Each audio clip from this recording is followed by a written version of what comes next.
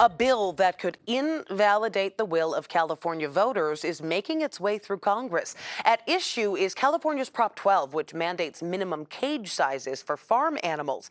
Voters here passed it in 2018 by a margin of 2-1, and it went into effect this year. Well, now, if the current farm bill passes, some say Congress will basically gut that law's intent.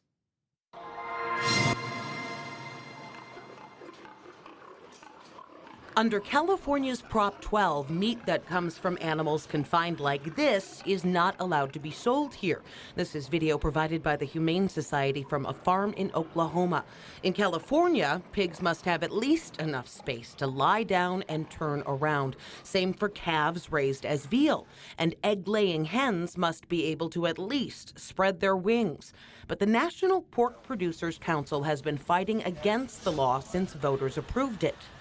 We believe the animal welfare is better served by the systems we have. That's a lawyer for Iowa pork producers. Farmers there don't want to play by California's rules. They say it's too expensive and complicated. Okay, this meat can go to this state, can't go to this state. The logistics, we believe, are a nightmare. And if the current farm bill passes, out-of-state pork producers will get their way. Tucked away on page 867 is a clause that says no state or subdivision thereof may enact or enforce, directly or indirectly, a condition or standard on the production of covered livestock other than for covered livestock physically raised in such state. That would mean California stores could sell meat that doesn't fit Prop 12 standards as long as the animal wasn't raised here.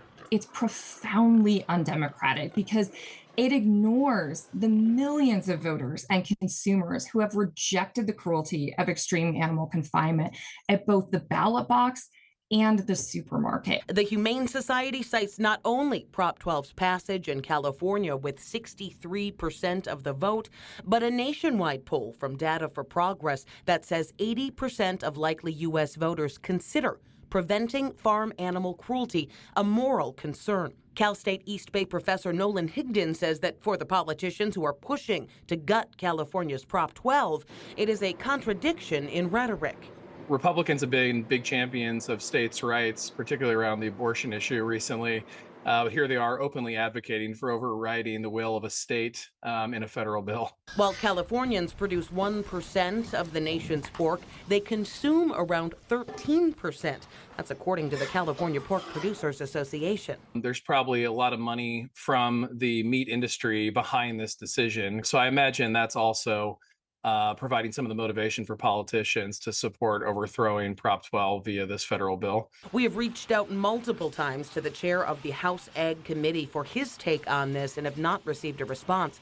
Animal rights groups say they will continue to defend Prop 12 and similar laws in other states, bringing attention to what millions of mother pigs are facing every day.